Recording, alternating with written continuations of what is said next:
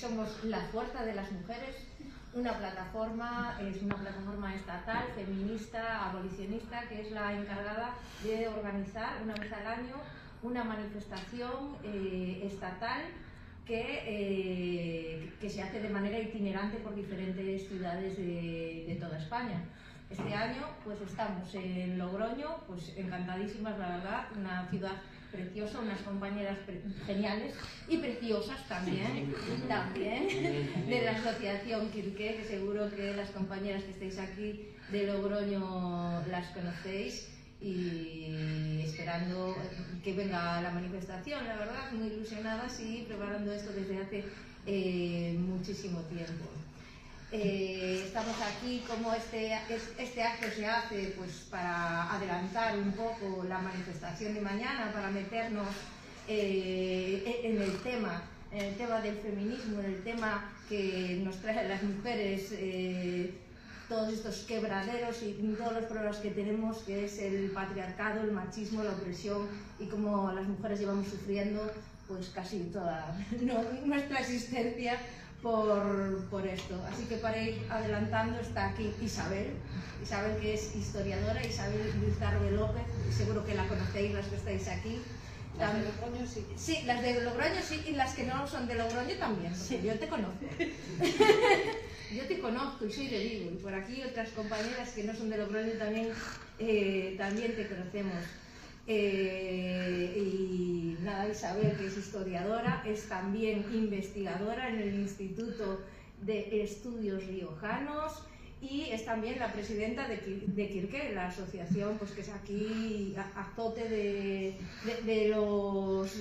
todo el patriarcado, de esos políticos que no cumplen con sus obligaciones, con todos los problemas que tenéis aquí ahora mismo en el juzgado, por ejemplo, con esa jueza de la que estábamos hablando hace apenas unos 15 días, en otro directo de Instagram, que fue el anterior a este exactamente.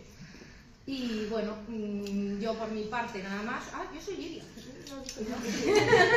Me llamo así. Y bueno, soy una compañera de La Fuerza de las Mujeres, que es una plataforma estatal que aglutina tanto a asociaciones feministas de todo el Estado como a mujeres individuales. Así que si queréis, algunas que no estéis, pasar a formar parte, ya sabéis. Y ahora con todas vosotras, a Isabel aquí tenemos con su presentación sobre cómo la historia ha tratado a las mujeres en general. Así que muchísimas gracias por todo, Isabel, y a disfrutar.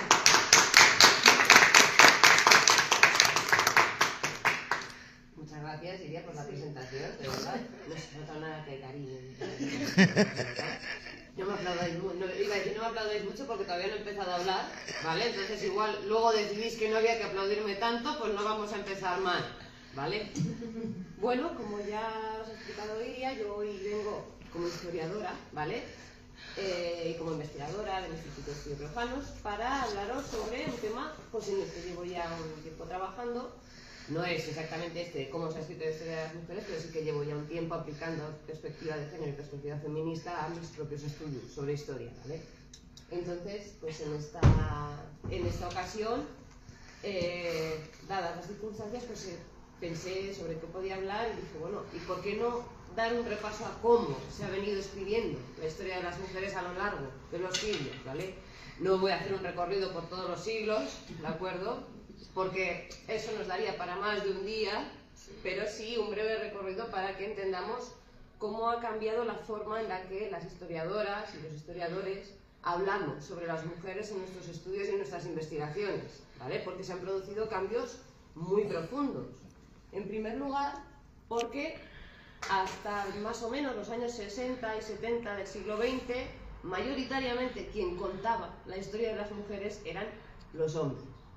Por una cuestión práctica, la mayoría de historiadores eran hombres, ¿vale? Pensemos que la disciplina historiográfica como tal, como una ciencia, vamos a llamarlo así, aunque luego tenemos nuestros propios debates sobre si somos científicos o no, no voy a entrar, nace en el siglo XIX, un momento en el que pues, el sistema patriarcal se endurece muchísimo, restringe muchísimo más la capacidad de acción de las mujeres y en el que, por tanto, pues, los historiadores van a ser hombres. Y que hasta mediados del siglo XX las distintas escuelas historiográficas, aunque han ido evolucionando y han ido ampliando miras, todavía son herederas de esa historiografía decimonónica, ¿vale? Por tanto, esa visión masculina sobre el pasado seguía siendo la imperante hasta estos años, que luego veremos por qué en estos años, ¿vale? ¿Qué es lo que está ocurriendo para que cambie? ¿Y qué es lo que ocurre con esto? Pues que las mujeres apenas aparecían en los libros de texto, tanto en los libros de texto, digamos, básicos de la educación básica, como en los especializados que se utilizaban en las universidades, ¿vale? Y cuando aparecen suelen ser mayoritariamente dos tipos de mujeres. Lo que se suele llamar mujeres viriles. El concepto de mujer viril es un concepto que nace desde la antigüedad, ¿vale? Que se refiere a esas mujeres que rompen los esquemas, los estereotipos de cada una de sus épocas y se comportaban como varones, ¿vale? Hace referencia a esto. Que son, pues, en su mayoría reinas, santas, guerreras, como por ejemplo Boudica, que es la reina que vemos en imagen. Boudica es una reina britana, de una tribu britana, que fue la caudilla del mayor levantamiento contra la dominación romana de las Islas Británicas. Levantamiento que fue fallido, pero que la convirtió en una especie de leyenda. ¿Y qué es lo que se decía en estas obras sobre Boudica? Pues que era una mujer con un arrojo, una fortaleza y una valentía que eran propias de un varón, ¿vale? De ahí que la metamos dentro de este grupo de las mujeres viriles, ¿de acuerdo? O si no, aparecen como lo que podemos llamar mujeres complemento, las esposas de los reyes, las hijas de los reyes, las hermanas de los duques, de los marqueses, las amantes de los artistas, pero que siempre están en un segundo plano, ¿vale? No tienen agencia propia, no tienen protagonismo, sino que están detrás de esos hombres. De ahí la frase de detrás de todo gran hombre siempre hay una gran mujer, pero detrás, nunca junto a él y nunca a la par de él, ¿vale? Y por tanto se consideran mujeres excepcionales, son la excepción, lo que se sale de la norma, ¿vale? Y aparte de esas mujeres, pues es como si no hubiese ninguna. Cosa que dices, evidentemente es imposible porque el ser humano no se reproduce por esporas y tenía que haber mujeres, si no, no hubiéramos llegado hasta aquí todas y todas, ¿vale? Pero bueno, era lo que parecía, a simple vista. ¿Y por qué en los años 60-70 del siglo XX esto empieza a cambiar? Pues los años 60 y 70 del siglo XX, lo siento, me voy a poner de pie, soy profesora, no puedo evitarlo. Lo siento. Bueno, en los años 60 y 70 del siglo XX nos vamos a plantar en una época de revoluciones, ¿vale? No de una única revolución, sino de muchas que van a converger y que van a hacer que el mundo cambie de una forma muy rápida, ¿vale? En primer lugar, lo primero que influye para que esta forma de ver la historia empiece a cambiar ya drásticamente va a ser la segunda ola del feminismo, ¿vale? La imagen no se corresponde con la época, pero es la más ilustrativa que he encontrado, ¿de acuerdo? Segunda ola del feminismo en la que encontramos autoras que, sin ser historiadoras, van a empezar a sembrar ideas nuevas, como por ejemplo Betty Friedan con la mística de la feminidad, que puso nombre al malestar que sentían las amas de casa estadounidenses en sus supuestamente cocinas perfectas, de casas perfectas, de los suburbios perfectos, ¿vale? O muchas otras autoras que empiezan a plantearse qué es lo que está mal y cómo deberíamos cambiarlo, cuál es la raíz del problema, cómo llegar hasta esa raíz y arrancar de cuajo eso que nos está haciendo daño. Este es el momento además en el que, por ejemplo, se proclaman ya como lemas afirmaciones como lo personal es político. Vemos a Simone de Beauvoir que seguimos todavía reclamándola y que va a tener mucha influencia en las historiadoras de la época, porque si lo personal es político, lo político se estudia en historia, ¿vale? Tenemos también los movimientos por los derechos civiles en Estados Unidos, en los que todo un grupo racial y étnico está reclamando, con todo el derecho del mundo, el derecho a tener su propia historia también dentro de todos los derechos que reclamaban, y si lo que querían, entre muchas cosas, sería que su historia se hiciera visible. Por tanto, eso también va a favorecer que empiece a haber movimientos diciendo que, bueno, vamos a reclamar también la historia de las mujeres negras en Estados Unidos. Pero claro, aquí vamos a tener otro problema, y es que en las partes visibles de las grandes movilizaciones del movimiento por los derechos civiles, las mujeres van a ser una minoría en la parte visible, porque desde el principio estuvieron muy presentes y fueron muy activas. Lo que pasa es que se les fue apartando de esos puestos de relevancia. Y aquí voy a hacer una pequeña recomendación. Esto lo hago mucho Si queréis podéis hacer fotos a la presentación cuando recomiendo un libro, un vídeo, lo que sea, para que no se os olvide, lo que queráis. Si no, me podéis buscar en redes sociales y me preguntáis, que yo os paso todo, ¿vale? Ahí también se nota que soy profesora, yo tengo que recomendar libros, artículos y vídeos. Os recomiendo, a mí me gustó mucho esta obra y muchas otras más, que es Macho Negro y el mito de la supermujer, de Michelle Wallace, en la que se analiza precisamente cómo se apartó a las mujeres negras de esa primera fila del movimiento por los derechos civiles y cómo reaccionaron las mujeres del movimiento de los derechos civiles, en cierta forma apartándose de él, ¿vale? Como no podemos entrar en detalle, pues yo os dejo aquí la lectura recomendada. Las que sois de Logroño, este libro está en la Biblioteca de La Rioja. Las que sois de fuera no he podido mirar todos los sitios a ver si está en alguna biblioteca, lo siento. Bueno, recomendación. También en este momento nos plantamos en mayo del 68, en París, la toma de la Sorbona, es esta imagen, por ejemplo. Es un momento en el que se está cuestionando todo tipo de autoridad. Y claro, si se está cuestionando todo tipo de autoridad, también se está cuestionando por qué esa autoridad recae mayoritariamente sobre hombres y no sobre mujeres, ¿vale? Y de aquí me gusta destacar mucho este lema, más que el mítico de debajo de los adoquines está la playa, porque tiene mucho que ver con lo que van a empezar a hacer las pioneras de la disciplina de historia de las mujeres. Seamos realistas, exijamos lo imposible. ¿Qué era lo imposible en ese momento? Que se reconociera que las mujeres tenían su propia historia y habían estado presentes a lo largo de toda la historia. También en este momento vamos a tener los movimientos pacifistas, el más potente quizás, el de la guerra de Vietnam, que va a estar también salpicado por una pregunta: ¿por qué las guerras están siempre en manos de los hombres? ¿Por qué la paz está siempre en manos de los hombres?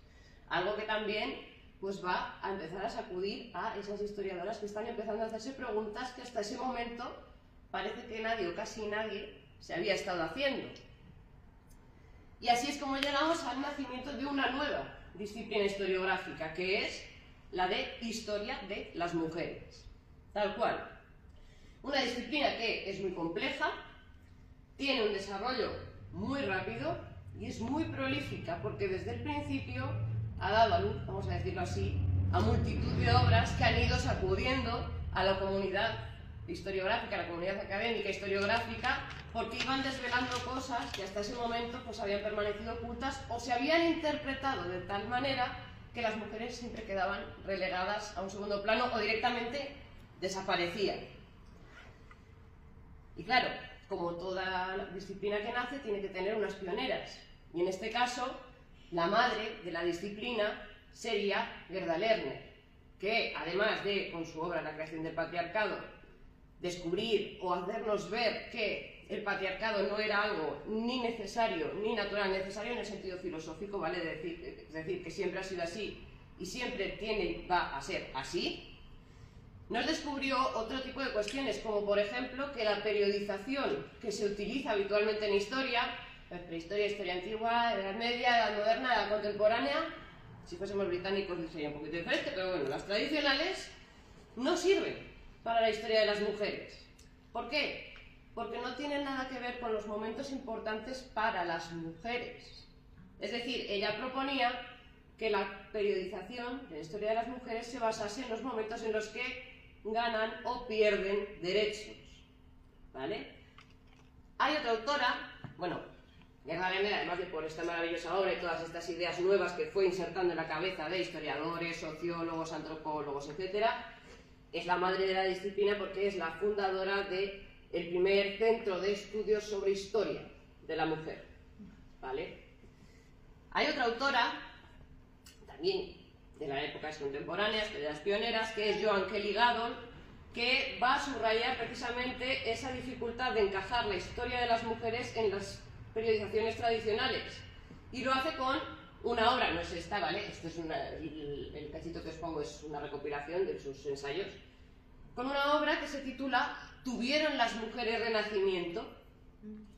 Y claro, la respuesta a la que llega después de argumentar según las fuentes que ha consultado es que no. Las mujeres no disfrutaron del Renacimiento, no disfrutaron de ese renacer de las artes clásicas, no disfrutaron de ese nacimiento de nuevos conocimientos, no disfrutaron de esas nuevas formas de hacer política. ¿Por qué? Porque para las mujeres el Renacimiento lo que supuso en realidad fue un retroceso en sus derechos y libertades, que eran mucho más amplios durante la Edad Media. Claro, si no podemos decir que las mujeres tuvieron Renacimiento, ¿cómo podemos aplicar la categoría Renacimiento a la historia de las mujeres? Es imposible. Tenemos que denominarlo de alguna otra manera, ¿vale? Y por llegar un poco a territorio nacional tenemos también a nuestras propias pioneras, ¿vale? Por ejemplo, Carmen García Nieto, primera mujer en España en el franquismo tardío en hacer una tesis doctoral sobre historia de las mujeres, ¿vale? Concretamente sobre el trabajo remunerado de las mujeres, en un momento en el que, como os podéis imaginar, pues este tipo de estudios estaba visto regular, vamos a dejarlo así. Fue además la creadora de la primera cátedra de estudios de historia de las mujeres y del primer instituto de estudios de género, que hoy sigue activo todavía, ¿vale? Carmen García Nieto ya nos dejó, pero su legado todavía continúa activo y el grupo de investigación que ella fundó sigue trabajando, por eso la destaco como pionera. Tenemos muchas más en todo el mundo, en España, pero lo mismo, si me pongo a hablar de todas las pioneras, tendría que dar 2 o 3 charlas, ¿vale? Para poder explicarlas todas. Y no me da la vida. No. Claro, todas estas mujeres nos han dejado un legado inmenso como pioneras, ¿vale? Y esta se puede resumir en un total de 4 ideas fundamentales para la disciplina. La primera, que es la más obvia vista desde nuestro punto de vista, pero que en su momento era revolucionaria, es que las mujeres tienen historia propia, ¿vale? No solo van a ser madres, esposas, amantes de hombres importantes, sino que son sujetos con agencia propia. Es decir, las mujeres en el pasado también hacían cosas, no solo las hacen ahora, ya las hacían antes. Y por tanto también con experiencias propias que son susceptibles de ser estudiadas. La segunda, ya le hemos comentado que esa periodización tradicional no nos sirve. Hablar de Renacimiento, de Ilustración, de Revolución Industrial es problemático si lo aplicamos a la historia de las mujeres porque es como si no encajase con el desarrollo comunitario, digamos, de las mujeres. Y que por tanto necesitamos una nueva forma de hacer esa periodización. Os hago un spoiler, todavía estamos en ello. No nos terminamos de poner de acuerdo las propias historiadoras sobre cómo podemos cortar el tiempo para que nos encajen las cosas. Para que os hagáis una idea, yo tengo una compañera, que os la nombraré luego, las dos somos medievalistas y las dos decimos que la Edad Media no termina para las mujeres ni con el descubrimiento de América ni con la caída de Constantinopla, termina con el Concilio de Trento, que es cuando se decide que a las monjas se les encierra en clausura. Algo que durante la Edad Media no habían conseguido hacer. Por eso señalamos el final ahí. ¿Qué ocurre? Que luego viene otra compañera que ha hecho otro tipo de estudio, no lo ve tan claro y ya no nos ponemos de acuerdo y nos está costando mucho esto. Pero algún día lo tendremos. No sé cuándo, pero algún día. La tercera es que hay que buscar fuentes nuevas, porque los documentos oficiales, digamos, las crónicas, los privilegios reales, este tipo de documentación no sirve. ¿Por qué? Porque muchas veces en esos documentos las mujeres aparecen apenas solo nombradas o ni siquiera aparecen, ¿vale? Y cuando aparecen también muchas veces su historia está manipulada, ¿vale? Y no nos podemos fiar del todo de qué es lo que nos están contando. Entonces tenemos que buscar en registros privados, en documentos judiciales, en testimonios orales, que son importantísimos para la historia de las mujeres, en la correspondencia personal, para poder encontrar las voces de esas mujeres del pasado y poder rescatarlas. Y la cuarta y última es que la historia política no es suficiente. O sea, para conocer el pasado no solamente hay que saber qué es lo que pasaba en el nivel político, cómo se relacionaban los reinos, los estados, de forma interna, de forma hacia el exterior, sino que nos tiene que importar lo social, lo cultural, lo cotidiano, porque las estructuras de poder no pueden entenderse sin entender cómo era la vida privada en cada una de las épocas que nos han precedido, porque precisamente es donde operan esas estructuras de poder, más que en el poder político, en esa esfera de lo privado, ¿vale? Por tanto, a partir de estas ideas, también... Un segundo. Tiene que funcionar. Funciona. a partir de esas 4 ideas fundamentales, ese legado basado en 4 ideas fundamentales, sacamos las 4 claves que van a definir a la historia de las mujeres como una disciplina, ¿vale? La primera es que la historia de las mujeres rescata voces silenciadas de mujeres del pasado, voces que o no conocíamos porque son mujeres sin nombre, vamos a decirlo así, o voces de mujeres más famosas, más reconocidas, las mujeres excepcionales de las que hablábamos antes, que hay que rescatar porque habían sido contadas desde un prisma masculino y se habían obviado muchos detalles que son importantes para entender a esas mujeres, su época, etc. La segunda es que cuestiona la historia centrada en hombres. Por resumirlo, lo que he dicho antes, no nos reproducimos por esporas, mujeres tenía que haber. La tercera, que desarrolla nuevos métodos de investigación. Lo hemos comentado, si queremos recuperar a estas mujeres tenemos que buscar en nuevas fuentes, tenemos que hacer nuevas preguntas a la documentación para poder rescatarlas y traerlas hasta nuestro presente. Y la cuarta es que va a combinar disciplinas, es decir, es una disciplina interdisciplinar, por decirlo así, valga la redundancia.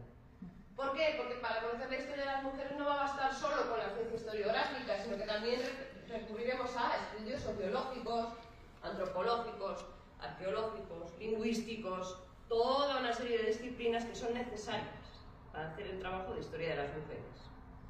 Por eso también nos complicamos tanto la vida, porque tenemos que coordinarnos con muchas compañeras de disciplinas muy diferentes, ¿vale? Como toda disciplina, además, ha tenido una evolución. No son los mismos estudios los que se hicieron al principio, los que hicieron estas pioneras, que los que hacemos actualmente, ¿vale? La primera de esas etapas es la que ya hemos mencionado, de 1960 a 1970, más o menos esas 2 décadas, que solemos definir como la de las mujeres famosas o las mujeres excepcionales. ¿Por qué? Porque hay que pensar que estas mujeres, estas historiadoras, se enfrentaban a un problema, y es que en las fuentes que ellas estudiaban, o las mujeres no estaban, o nadie había encontrado todavía la pregunta clave para encontrarlas. Entonces, ¿de qué tiraban? Pues de esas mujeres que ya eran conocidas, para recuperar sus figuras y ampliar el punto de vista sobre ellas, y que dejasen de ser, pues eso, la esposa del rey, la amante del artista, la mujer excepcional que se comportaba como un hombre, etc. ¿Qué ocurre? Que durante esta etapa una de las cosas que se les achacó por parte de otras historiadoras que empezaron a formarse después fue que tenían un punto de vista, sin quererlo y sin ninguna intención, ciertamente elitista. ¿Por qué? Porque solo hablaban de mujeres que pertenecían a las élites. ¿Y qué ocurría con el resto de las mujeres? No estaban, no hacían nada, no había manera de estudiar sus vidas. Y así pasaríamos a la segunda de las fases de evolución de la historia de la disciplina, en la que hablamos de las mujeres del común. Una historia medievalista, Reina Pastor, hablaba de las mujeres sin nombre, que es una forma de definirlas que a mí me gusta mucho, porque en la mayor parte de la documentación es así, aparecen sin nombre, pero podemos rescatarlas, podemos localizarlas. Y eso es lo que hicieron en esa segunda etapa hasta más o menos finales de los años 80. A finales de los años 80 va a ocurrir algo en el mundo académico que va a revolucionar la disciplina, porque va a hacer que todas las preguntas anteriores se queden no obsoletas, pero casi. Y es que se empieza a explicar el concepto de género. Luego volveremos sobre cómo se aplica este concepto en historiografía, ¿vale? Pero claro, ya hace que lo que se hayan preguntado las compañeras anteriores sobre dónde están las mujeres no sea suficiente, sino que hay que explicar cómo viven, por qué viven así, qué roles desempeñaban en la sociedad, etc. Y de ahí llegaríamos a la etapa presente, desde finales de los años 90 hasta la actualidad, que solemos llamarla de diversidad y globalización, porque lo que ya estudiamos no es ni mujeres excepcionales ni las mujeres del común como un conjunto, sino una diversidad de experiencias femeninas históricas que están atravesadas por múltiples factores y que hay que tenerlos en cuenta para poder estudiarlas y analizarlas, ¿vale? Esto en cuanto a la evolución. Entre todo esto, hay un concepto que es clave para la disciplina, pero del que no he hablado todavía, y es el de misoginia. Intentamos la misoginia no como algo simple de odio a las mujeres o de rechazo hacia las mujeres, sino como la superestructura que da vida al patriarcado, ¿vale? Que lo sostiene, que hace que sea tan difícil echarlo abajo, es lo que llevamos tanto tiempo intentando, ¿vale? La misoginia es el rechazo de lo femenino, hacia lo femenino, no tanto como odio, sino como rechazo, y se manifiesta de múltiples formas. La más extrema, evidentemente, es el odio hacia las mujeres, pero hay muchas más, ¿vale?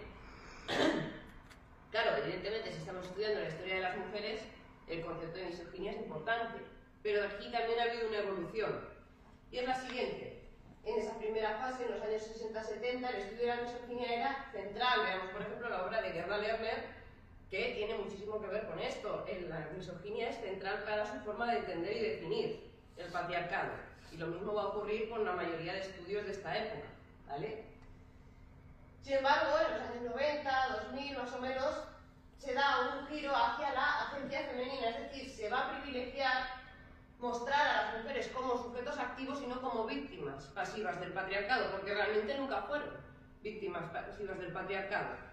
Siempre hubo resistencia, siempre esas resistencias se manifestaron de distintas formas y por tanto, pues las compañeras historiadoras dijeron vamos a contar que estas mujeres resistían a la misoginia que les rodeaba. ¿Qué ocurre? Que como consecuencia en la actualidad, y esto se está debatiendo bastante, se puede entender o se ve que en cierta forma se ha perdido el análisis de las estructuras patriarcales de larga duración, es decir, de las estructuras patriarcales que se van desarrollando a lo largo de distintas épocas, ¿vale? ¿Por qué? Porque lo que ha ocurrido es que al fragmentar tanto los estudios para analizar la agencia femenina, esto es normal, la que pase, ¿vale? Somos humanas, no podemos estudiar la totalidad de la historia. La misoginia en muchos casos se ha dejado de ver como lo que es un sistema adaptativo. No es algo estático, no es algo que haya permanecido desde su origen de la misma manera y manifestándose de la misma manera, sino que se va transformando en respuesta a los avances que hacemos las mujeres a lo largo de la historia. Y además muestra un patrón histórico que es recurrente, es decir, cada conquista femenina, cada derecho ganado va a provocar una reacción. Esa reacción va a hacer que ese sistema de la misoginia que sostiene al patriarcado también cambie para adaptarse a esa nueva realidad. Aquí os pongo un ejemplo, por ejemplo el del clero medieval, que hablaba sobre cómo debía ser la mujer. La imagen, el modelo, por ejemplo, de la Virgen María como madre, abnegada, etcétera, cuidando de los hijos, que en el siglo XIX se va a convertir en el ángel del hogar, la mujer en casa con los hijos y encargándose del hogar porque no vale para nada más y durante toda su vida es menor de edad, básicamente. Pero que esto llega también a determinados discursos de la actualidad. ¿Qué ocurre? Que ya no nos hablan del ángel del hogar, ni nos dicen que nos tenemos que parecer a la Virgen María en todo lo que podamos, ¿vale? Sino que nos dicen otras cosas. La mujer de alto valor, la energía femenina, ese tipo de cuestiones al final tienen sus raíces en estructuras que son mucho más antiguas, ¿vale? Por tanto, lo que se plantea es la necesidad de recuperar el estudio riguroso de estas estructuras misóginas de larga duración, pero sin renunciar al reconocimiento de la agencia femenina, es decir, combinar ambas, que los estudios históricos o historia de las mujeres sean capaces, y las historiadoras seamos capaces de combinar ambas visiones. Cosa que es difícil y que estamos en ello, pero somos cabezonas, algún día lo conseguiremos también. ¿Y cómo estamos, por tanto, reescribiendo la historia quienes actualmente nos dedicamos a ello? Ojo, esto de reescribir la historia suena como mal porque parece que, ¿quieres reescribir la historia? No, mira, es que es a lo que nos dedicamos los historiadores, revisamos el trabajo de los compañeros que lo han hecho antes para ver si se han dejado algo por el camino o se han equivocado en algo. Y eso es reescribir la historia también. Pero bueno, pues en primer lugar hay que entender que no se trata de sumar nombres y nombres y nombres y más nombres a una lista de mujeres históricas. No es hacer un Excel tremendo con todas las mujeres de la historia, porque eso realmente no nos llevaría a nada, no nos llevaría a ningún conocimiento importante y útil para la sociedad, que es lo que queremos hacer los historiadores con nuestro trabajo. no queremos escribir para entretener y para que luego venga López Reverte a hacer una novela histórica saltándose todo lo que hemos dicho los historiadores, ¿vale? No, queremos aportar conocimiento para entender cómo funciona nuestra propia sociedad. Además, intentamos tanto recuperar las grandes figuras, esas mujeres excepcionales de las que hablaba al principio, como plantear nuevos puntos de vista, recuperando a la vez a las mujeres sin nombre, a las mujeres anónimas, a mujeres que son menos conocidas, dando una vuelta a determinados personajes para entender mejor cómo se relacionaron con su propia época. Y al mismo tiempo se estudian los discursos generadores de género. Y aquí es donde voy a volver al concepto de género tal y como se aplica dentro de la historiografía, ¿vale? Por ejemplo, es mi caso, yo me dedico ahora mismo a los discursos generadores de género en la Edad Media, ¿vale? Su evolución o supervivencia en los siglos posteriores. También os podría haber hablado de eso, pero es muy largo y teóricamente yo entiendo que a mí me apasiona, pero puede ser muy aburrido, ¿vale? Esto comienza con una obra también clave para el desarrollo de la historia de las mujeres como disciplina, que es este género y la política de la historia de Joan Wallace Scott, ¿vale? Este y otras obras en las que teoriza sobre la misma cuestión. Joan Wallace Scott lo que hace es distinguir entre sexo y género, distinguiendo sexo como una categoría biológica y género como la organización social de lo que cada cultura dice que debe asociarse a cada sexo, ¿vale? Claro, si es algo cultural, no es igual en todo el mundo, no es igual en todas las épocas y por tanto tiene su propia historicidad también la construcción del género. ¿Por qué? Porque vamos a encontrar que no es lo mismo ser una dama de la Edad Media que una dama de la Edad Moderna. Ya hemos dicho, las mujeres no tienen renacimiento, ¿vale? Pierden derechos. Pero tampoco va a ser lo mismo ser una dama de la Edad Moderna, del siglo XVI, XVII, que ser una burguesa del siglo XIX. Pero es que no solo esto se aplica a las mujeres, sino también a los hombres. Porque además, masculino y femenino son dos categorías que se construyen en oposición y diálogo constante. Lo que no es una mujer o lo que no se asocia a ser una mujer, se asocia a ser un varón. Y eso también va a ir cambiando entre las distintas épocas. Por ejemplo, en cuanto a la muestra de afecto masculina, es el ejemplo más claro para explicarlo. La muestra de afecto masculina era mucho más física en la Edad Media, donde se abrazaban, se besaban, de vez en cuando también en la guerra se hacían cariñitos antes de las batallas, porque, pues oye, me siento solito, y era normal. Pero si avanzamos en el tiempo, en el siglo XIX, esa muestra de afecto físico ya no está bien vista para los hombres, ¿vale? Por eso decimos que también afecta a los hombres en esa construcción. Las mujeres son las que son cariñosas y afectivas físicamente, los hombres no, ¿vale? Y esto lo vamos a empezar a aplicar también en la historiografía, en la historia de las mujeres. ¿Por qué? Porque tenemos que tener esto muy presente para entender cómo vivía una mujer de la Edad Media, cómo vivía una mujer de otra época y qué es lo que ha cambiado y lo que no entre ese tiempo. Y claro, como es algo cultural, todo esto se construye a base, entre otras cosas, de discurso, de lo que determinadas entidades y personas dicen sobre cómo es una mujer, cómo debería comportarse una mujer, cómo debería comportarse un hombre. Por ejemplo, en mi caso, yo que estudio discursos eclesiásticos, pues lo que decían los eclesiásticos de la Edad Media sobre qué era una buena mujer y qué era una mala mujer, ¿vale? Y en contraposición, que era un buen hombre y que era un mal hombre, porque también nos lo dice. Entonces, les preocupan más las mujeres a los eclesiásticos medievales. No me digáis por qué, pero les preocupan más. Por lo que sea, por lo que sea. Os dejo también una recomendación. Esta es una conferencia del año 2021 en la que Joan Wallace Scott participó y en la que hace un repaso precisamente sobre todo el desarrollo teórico que ha hecho en torno a esta cuestión, ¿vale? Está en YouTube, está en castellano, ¿vale? No hace falta saber inglés para poder seguirla y de verdad que la recomiendo porque es muy didáctica, es muy instructiva, no es nada pesada y se aprende muchísimo, pero muchísimo. Dejo hacer foto, tomar nota.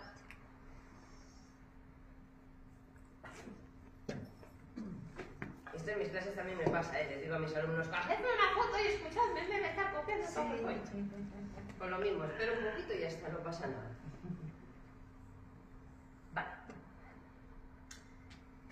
En torno a esta cuestión del género también hay que destacar que en la actualidad hablamos de una experiencia femenina histórica compleja, ¿vale? Cuando estudiamos a una mujer o a un colectivo de mujeres del pasado, lo hacemos teniendo en cuenta distintas categorías que influyen en la forma en la que vivieron, ¿vale? Esto es lo que se ha venido a llamar, un segundo, que no quiero equivocarme, sí, opresiones múltiples, es decir, todos aquellos factores que sirven como opresores para las mujeres a lo largo de la historia. Entre ellas, el género, esa necesidad de decir cómo debe ser una mujer, ¿vale? Entendiendo el género de esa manera, la raza, la clase social, la sexualidad, la religión, la nacionalidad, y todas ellas tienen que formar parte necesariamente, de nuevo el sentido filosófico de que tiene que ser así, no puede ser de otra manera, de esa experiencia histórica, femenina histórica, perdón. Porque no podemos estudiar a una mujer solo desde el punto de vista, por ejemplo, de la raza. No es lo mismo ser una mujer negra en Estados Unidos de la esclavitud algodonera que ser una mujer negra en esa misma época, en esos mismos años, por ejemplo, en Somalia. No es la misma experiencia. ¿Por qué? Porque está atravesada también por cuestiones de clase, de nacionalidad, de género. También estamos hablando de dos culturas completamente diferentes, incluso de sexualidad, ¿vale? Y de religión. No es lo mismo tampoco ser una mujer blanca de origen español que ser, en esta época se entiende, en el siglo XIX, por ejemplo, que ser una mujer blanca de origen escandinavo. Estamos hablando de dos realidades completamente diferentes en cuestión de género, de raza, de clase social, de sexualidad, de religión, de nacionalidad, que tendrán puntos en común, pero que para poder encontrar esos puntos en común primero tienen que ser estudiados desde esta complejidad. Ya veis que tenemos muy difícil hacer el trabajo, ¿vale? Esto es muy complicado llevarlo a cabo porque además muchas veces no tienes información sobre todos y cada uno de estos aspectos. Algunos los tienes que deducir por contexto, por leer entre líneas, por lo que sea. Pero esta es la forma en la que actualmente trabajamos cuando hacemos historia de las mujeres, ¿vale? Claro, hemos hablado de cómo se desarrolla la disciplina. Va a ser muy breve, pero no nos queda mucho tiempo. Evidentemente, una disciplina nueva siempre va a encontrar resistencias y reacciones negativas, ¿vale? En el caso de historia de las mujeres, pues las primeras, ¿cuáles fueron? Eso no es serio, es que no disponéis de fuentes, sino que reinterpretáis a vuestra manera las fuentes que ya estaban estudiadas, es presentista, eso todavía nos lo dicen, eso es activismo, eso también nos lo dicen todavía, no se puede aplicar los conceptos del feminismo actual al pasado, eso también nos lo dicen, o vuestro resultado está equivocado. Y esto también nos lo dice. Voy a poner un ejemplo. Incluso suele sucedernos si la ciencia arqueológica e historiográfica dice que eso es una mujer. Pues no puede serlo. Este es un ejemplo paradigmático. Os voy a decir el nombre técnico para que veáis que me lo he preparado bien. Esta es la tumba BJ581 que se halló en 1878 en Birka, en Suecia, un lugar que era un centro de comercio vikingo, ¿vale? Evidentemente hallaron esto, vieron aquí dos caballos, estos son los esqueletos de dos caballos, no los enterraron vivos, esto me lo preguntó el estudiante de clase, para que nadie se asuste, no los enterraron vivos, ¿vale? Los caballos estaban muertos cuando los enterraron. El esqueleto, una postura habitual, armas, un juego de estrategia que aquí no se ve pero también se encontró, los estribos del caballo. Pues ¿qué es? Un guerrero, porque está enterrado con su ajuar, que son sus armas, ¿vale? ¿Qué ocurre? Que en el año 2014 una osteóloga de la Universidad de Gotemburgo dijo, pues es que esos huesos parecen de ser de una mujer. Y estuvo estudiando los huesos in situ para hacer un estudio antropológico y llegó a la conclusión de que eran los huesos de una mujer. Claro, primera reacción, no. Te has equivocado, no has estudiado los huesos bien, porque por muy osteóloga que seas, si eres mujer, no te pases, es un error. Claro, esta misma osteóloga dijo, es una mujer, yo lo veo clarísimo. Y se puso en marcha con otros compañeros, que en este caso eran genetistas, compañeras, perdón, porque eran todas mujeres, genetistas, para decir, bueno, pues vamos a ver si podemos sacar ADN útil y analizarlo para ver si estoy en lo cierto y es una mujer o no es una mujer, porque también la osteología a veces falla, ¿vale? Hicieron el análisis de ADN porque había ADN útil y dijeron, pues sí, es una mujer, el ADN lo demuestra. Primera reacción, y esto es real, es que igual os habéis equivocado de huesos. No. Sí. Primera reacción fue esa, tuvieron que salir incluso a dar una rueda de prensa demostrando de dónde habían sacado las muestras, ¿vale? O sea, imaginaros la escena. El caso, en la actualidad, salvo algunos compañeros historiadores y arqueólogos que todavía los hay, aceptamos que esta es la tumba de una mujer, a la que llamamos la guerrera de Birka, ¿vale? Lo que no sabemos es si de verdad participó en alguna batalla, porque los huesos no nos permiten saberlo. Hay otras tumbas de mujeres en las que sí se han encontrado heridas, en las que se ve que participaban en batallas, ¿vale? Esta, en concreto, tenemos esa duda, pero abrió toda una nueva línea de estudios sobre el papel que tenían las mujeres vikingas y nórdicas en la guerra, porque nos demostró que si eran guerreras. Boudica no era una excepción, había mujeres guerreras. Boudica es anterior, pero para que me entendáis, ¿vale? Claro, también nos dicen que nuestro resultado está equivocado, incluso si la ciencia arqueológica dice que hay cosas que también hacían las mujeres, porque no es posible que las hagan, ¿vale? En este caso, esto que vemos aquí es la mandíbula de una monja que vivió hacia el año 900, el año 1000, más o menos, en Alemania. Se encontró durante una excavación y se dieron cuenta que esto de aquí, que es un resto de sarro, ¿vale?, tenía un tono como azulado. Se quedó registrado y unos años después una arqueóloga decidió hacer un estudio para saber por qué ese sarro era azul, porque no era la única monja que había aparecido con sarro azul en los dientes, ¿vale? Entonces podía ser algo de la alimentación, del agua, que era lo que había vuelto azul ese sarro. Y se dieron cuenta que tenía partículas de lapislázuli. El lapislázuli en la Edad Media se utilizaba, entre otras muchas cosas, para iluminar manuscritos, para pintarlos, para ilustrarlos. Y daba este tono de azul tan bonito, tan vibrante que vemos en esta imagen. Este no corresponde a ese monasterio, pero para que lo veamos, ¿vale? ¿Qué ocurre? Esto fue una revolución, porque si la monja tenía de estos de lapislázuli, ¿cómo habían llegado allí? Por lo que hacemos muchas veces de que estamos escribiendo y nos ponemos el boli, pues se ponían los pinceles, ¿vale? Y las plumas, que utilizaban los cálamos, perdón, no las plumas. Y así era como el lapislázuli iba pasando al sarro de sus dientes. Y si utilizaban lapislázuli quiere decir que las monjas iluminaban manuscritos. Algo que hasta ese momento se negaba por completo, porque quien ilumina manuscritos son los hombres. Las mujeres los copian y los pueden leer si saben leer, pero no los iluminan, ¿vale? Bueno, pues también le dijeron que es que se había equivocado.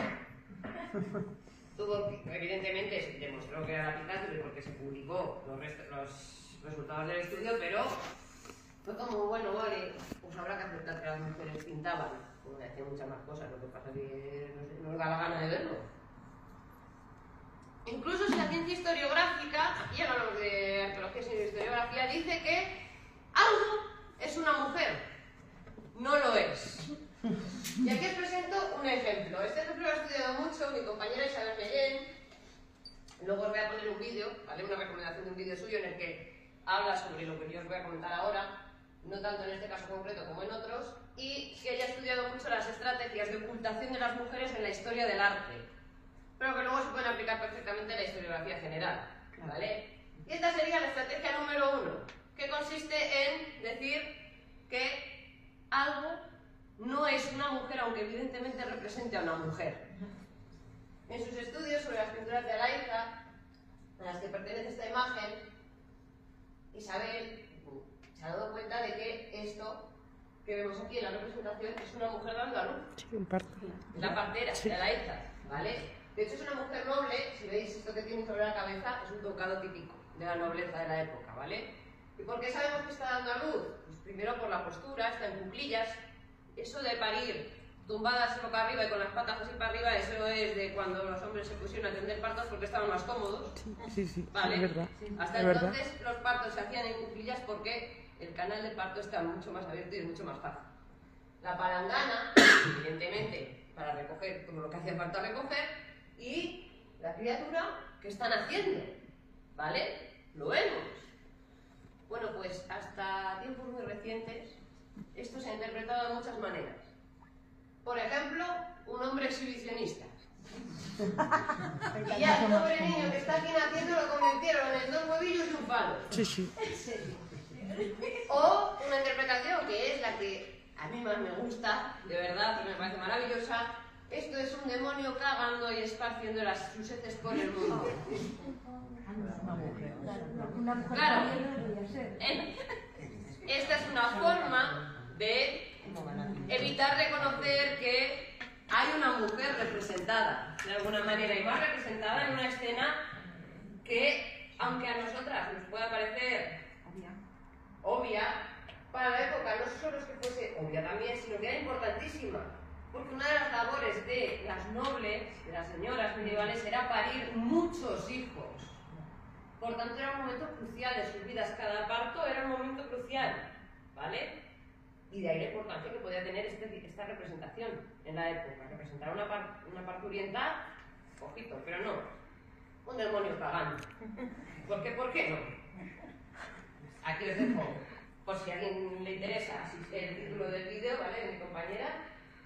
Esta es una conferencia que dio en la UPV y que está muy bien. Isabel es una gran comunicadora y la verdad que yo os la recomiendo porque os va a encantar. También tiene un libro publicado recientemente que es Sexo en tiempos del románico, que es muy interesante porque analiza las representaciones de sexo, genitales, reproducción y fertilidad en el arte románico, que muchas veces también se ha interpretado como cosas que no son. ¿Vale? Por ejemplo, interpretar una vulva como un motivo vegetal. Sí. Claro, luego llegas tú y dices, bueno, no sé qué planta es esa. Os lo recomiendo también, ¿vale? Si os interesa el tema, está muy bien. Vale. ¿Vos, Edith, tenéis el enlace? Perdona, ¿cómo se llama la historiadora? Isabel Mellén. ¿Y qué las Isabeles? ¿Puedo pasar? ¿Necesitáis apuntar algo? O incluso si sabemos que ellas, que estas mujeres históricas hicieron cosas importantes, nos cuesta mucho, muchísimo darles todo el mérito que merecen o todo el reconocimiento a su trabajo que merecen. Como el caso de María de la Orejada o María Lejarra, según el autor o autora que la haya estudiado, que para nosotras aquí en Logroño es muy cercano, ¿vale? Sabemos que la obra de María Lejarra se publicó bajo el nombre de su señor esposo, Gregorio Martínez. Incluso después de que se hubieran separado, se han conservado cartas y se han estudiado en las que se ve cómo Gregorio le exige a María que siga escribiendo para publicar bajo su propio nombre. ¿Por qué? Porque con los escritos de María él se convirtió en un autor muy reconocido en su época y muy valorado. María además tendrá que ir al exilio y no se le reconocerá el mérito de sus obras hasta que ya tenía 99 años. En 1974 se le reconoce por primera vez la autoría de todas sus obras, incluida una en particular, que a mí me cabrea bastante, que es Feminismo, Feminidad y Españolismo, que aparece publicada por primera vez a nombre de Gregorio Martínez y que en ediciones recientes, yo he visto una edición reciente en la biblioteca de la Universidad de La Rioja, de una compañera filóloga, que la edición es muy buena, ¿vale? Aparte de este detalle, podrías tal, pero ya, yo en cuanto vi en la portada, Feminismo, Feminidad y Españolismo, autores María Lejarra y Gregorio Martínez, dice que no, que Gregorio no la escribió, ¿vale? Que estos ensayos sobre feminismo y feminidad son de María, no son de él, pues todavía se siguen editando muchas de sus obras a nombre de los dos. Por eso, incluso cuando sabemos perfectamente que ellas hicieron cosas muy importantes, nos cuesta todavía mucho darles todo el mérito a su trabajo. Por cierto, sobre María Alejandra, importante, en la manifestación de mañana vamos a hacerle un homenaje. Por si queréis acercaros, haremos el homenaje en el mural que hay en la esquina de Bretón de los Herreros con la travesía del Laurel. ¿Vale? Avisadas todas, avisados todos, que María lo merece, además. A modo de conclusión, para terminar y muy rápido, ¿qué es lo que tenemos que hacer? Continuar en las líneas que hemos visto.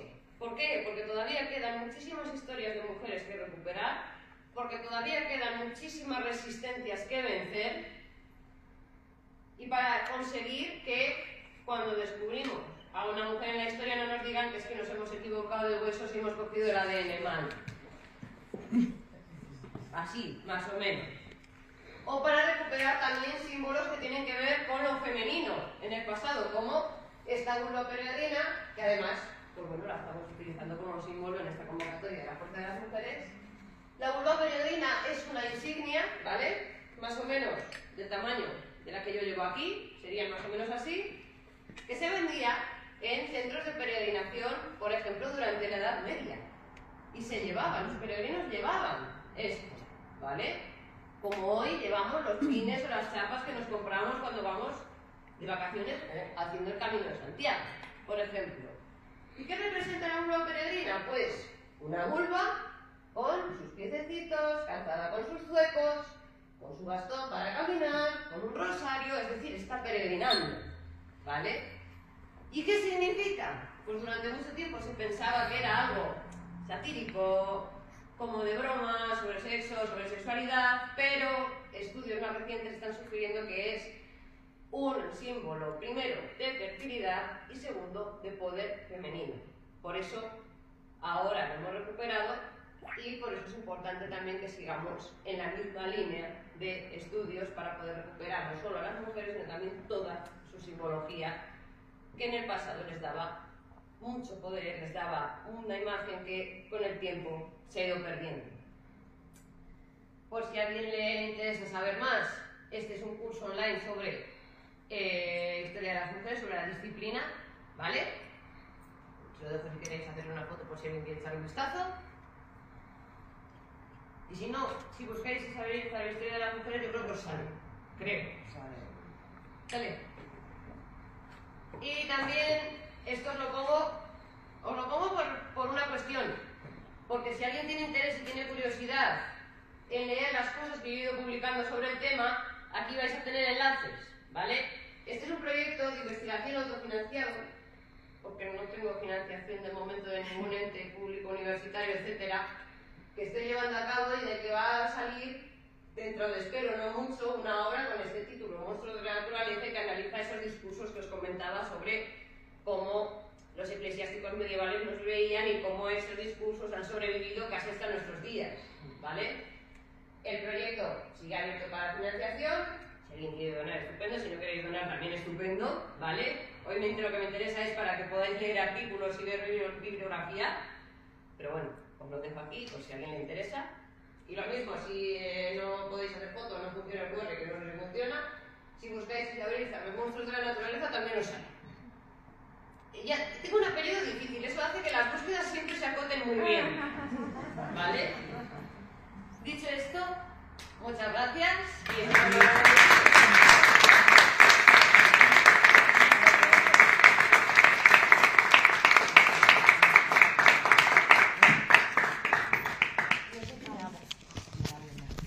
Esto ha sido todo, adiós.